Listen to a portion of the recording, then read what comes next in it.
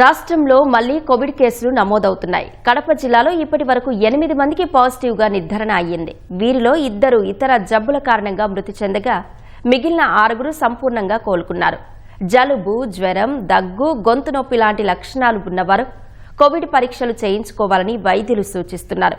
ప్రజలు ఆందోళన చెందాల్సిన అవసరం లేదని, తగు జాగ్రత్తలు తీసుకోవాలని చెబుతున్న రిమ్స్ సూపరింటెండెంట్ డాక్టర్ పెంచలయ్యతో మా ప్రతినిధి శ్యామ్ ముఖాముఖి. రాష్ట్రంలో మళ్లీ కరోనా కేసులు నమోదవుతున్నాయి.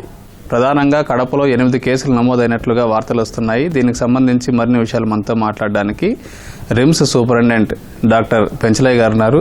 సార్ నమస్తే సార్. ప్రధానంగా కడప రిమ్స్కి 8 కేసులు వచ్చినట్లుగా వార్తలు వస్తున్నాయి. ఇది ఎంతవరకు వాస్తవము? ఒకవేళ వచ్చింటే గనక వాటి పరిస్థితి ఎట్లా ఉంది?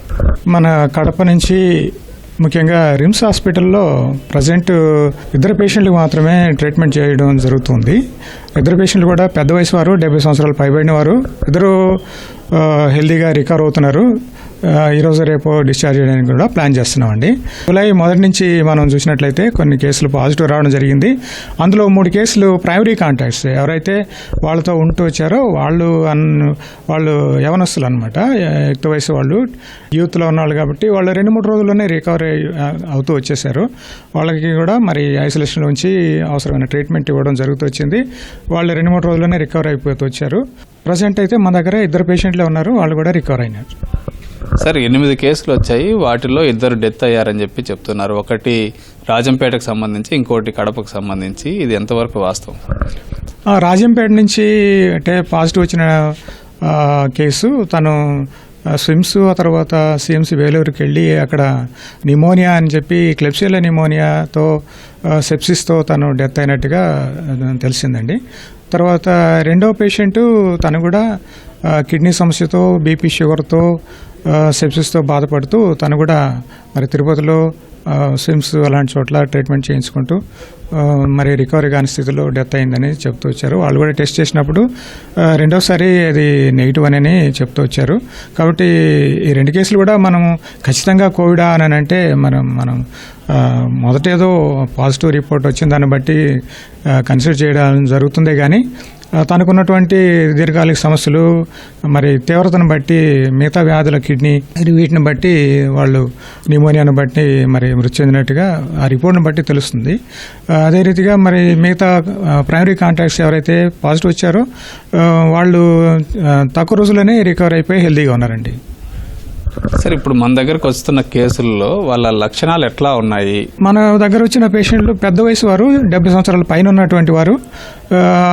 ఒక కేసు అయితే మరి సూపర్ వ్యాస్మాల్ పాయిజనింగ్తో వచ్చారు. తనకు ఇచ్చే ట్రీట్మెంట్ ప్రాసెస్లో ట్రైకాస్టమీ అవసరమైనప్పుడు మనం రొటీన్ స్క్రీనింగ్ చేయడం జరిగింది. అందులో కోవిడ్ పాజిటివ్ అని తెలిసింది.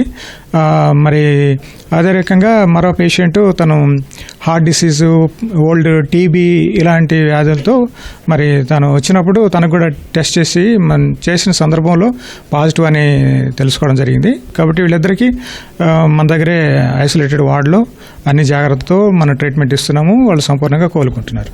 ఇప్పుడు మీ ఐసోలేషన్లో ఉన్న పేషెంట్ల పరిస్థితి చూస్తే ఎట్లా కనిపిస్తుంది సార్? 2 patients recover అవుతున్నారండి. కాబట్టి మనకంత సివియారిటీ అయితే తెలియడం లేదు. నంబర్ ఆఫ్ కేసెస్ కూడా ఒకే చోట ఎక్కువ కేసులు మనం చూడడం లేదు.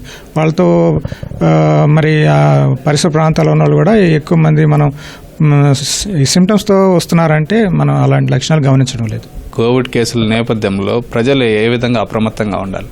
గత మనం పాండమిక్లో చూసిన కోవిడ్ని చూసినట్లయితే ఎంతో తీవ్రంగా ఉండి ఎన్నో రకాలుగా మనల్ని బాధపెడుతూ వచ్చింది. మరి అప్పటి ఆ కోవిడ్ వైరస్ పూర్తిగా మరి మన దగ్గర నుంచి వెళ్ళిపోయిందా, పూర్తిగా నిర్మూలన అయిపోయిందని మనం ఖచ్చితంగా చెప్పలేము. కానీ అంత సివియారిటీ అయితే ప్రజెంట్ ఈరోజు లేదని మనం చెప్పవచ్చు. ఎందుకంటే ఈ మాన్సూన్స్, వర్షాల సీజన్లో జ్వరము, జలుబు, దగ్గు, నిమోనియా సిమ్టమ్స్ ఉన్న వాళ్ళలో టెస్ట్ చేయించుకోవడం ఎంతైనా అవసరం ఉంది. కాబట్టి ఎవరైనా ఇలాంటి లక్షణాలతో ఉన్నవాళ్ళు మరి వైద్యుని సంప్రదించి టెస్ట్ చేసుకొని అవసరమైన ట్రీట్మెంట్ తీసుకోవాల్సిన అవసరం అయితే ఎంతైనా ఉంది. సార్ శాంపుల్స్ పూణే ల్యాబ్కు పంపించినట్లుగా కూడా తెలిసింది సార్. అది ఏమైనా వచ్చాయా సార్ రిపోర్ట్? జీనోమ్ టెస్టింగ్ కోసము పుణేకి కొన్ని శాంపుల్ పంపడం జరిగిందండి. రిపోర్ట్స్ కోసం వెయిట్ చేస్తున్నాం. Thank you sir, thank you. ఇది డాక్టర్ పెంచలయ్య గారు చెప్తుంది. ప్రజలు ఎవరు ఆందోళన చెందాల్సిన అవసరం లేదు. ఒకవేళ సిమ్టమ్స్ ఉంటే కనుక పరీక్ష చేయించుకోవాలని చెప్పి ఆయన చెప్తున్నారు. కెమెరామెన్ జగదీష్తో శ్యామ్, ఈటీవీ న్యూస్, కడప.